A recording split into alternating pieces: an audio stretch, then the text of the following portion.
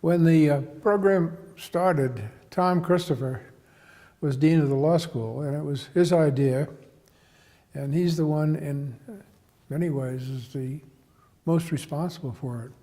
Tom was a Southerner, and in his second year, I think, as dean of New Mexico, and was bothered by the fact that we had never graduated an American Indian, also had graduated very few Hispanics, and he wanted to increase the number of American Indians and Hispanics. He developed a proposal that he sent out to two proposals, one for a Hispanic summer program and one for an Indian summer program, that he sent out to a lot of funding agencies. He got no bites on the Hispanic one, but on the Indian one, one of the offices of Office of Economic Opportunity, OEO, which was vibrant then and really moving, called Upward Bound, indicated an interest. Upward Bound program was basically a program that encouraged high school students, minority students, and people from disadvantaged backgrounds to go to college. It had nothing to do with law schools, but the person who was running it, a man named Dick Frost, who had been a professor in college,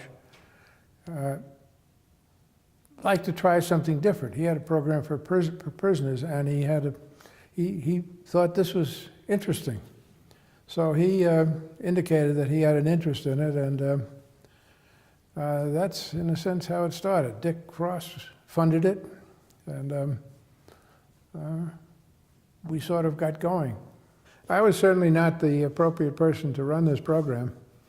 I was a visiting professor here at the law school and had decided to stay a second year as a visitor, but had no contact with Indians, American Indians. I had very little contact with the Southwest, for that matter. I'd been here about 6 months, but there wasn't anybody else. We had a faculty then of only 7 or 8 people, and the only other person that was, or the person who probably should have been running it, a fellow named Al Letton, had a commitment to go to England that summer, so he couldn't run it. So Tom asked me whether I'd run it, and that was on a Friday, and I told him no, that I wanted to finish a book that summer, and that was my priority. I went home and told my wife that I had this opportunity that I had turned down.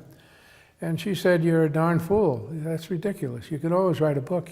You're never going to have the opportunity to do something like this." So I went back Monday and asked Tom, told Tom, I said, "If you don't have anybody, yeah, I'll try it." And he said, "Great." He said, "Now, Monday you have to go down to Washington and get the money because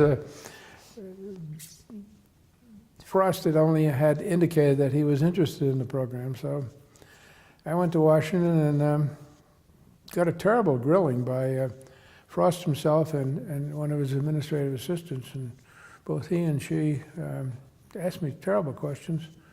And I never thought we had a chance, but they ultimately that afternoon said, "Yeah, you have the money." Interestingly, showing you how good bureaucrats operate, he said there's one condition, and the condition is that if you change things and change the program, don't bother me with it. Just go ahead and do it, And we did change a lot of things. After we got the money, I came back and I figured, now what do I do? The money was like $25,000, maybe $30,000, enough for 20 students in the summer and grants during the academic year to help them with tuition. And I'm here, I know nothing about reservations, about Indians, or how to recruit Indians. I had printed about 20,000 quite elaborate brochures about the program. And I sent them anywhere I could think of. I got lists from the BIA of all the students they had on scholarships and sent one to every one of the students on those lists. about 80% of them came back as addressee unknown. I sent them to all of the Indian newspapers around the state, around the country. There were probably 75, 50 Indian newspapers, and most of them ran a story on it. I sent them to the political science department at all of the colleges in states that had a substantial number of Indians. That was the way we recruited.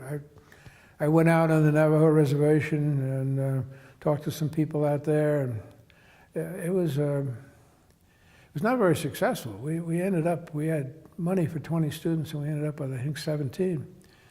And also, the concept was that they would be people who had graduated from college, or were graduating from college, and eligible to go to law school in the fall, and about half of them were.